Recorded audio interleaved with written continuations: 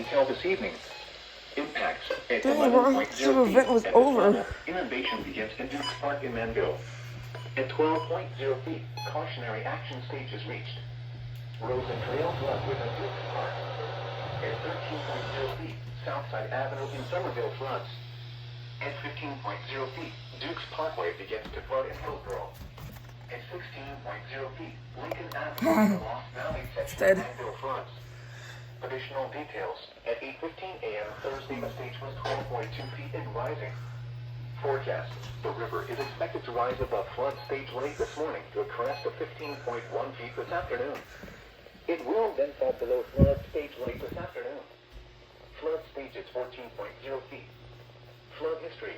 This crest compares to a previous crest of 14.9 feet on March 11, 2011.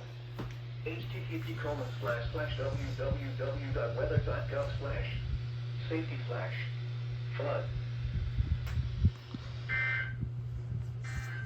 You got red messages.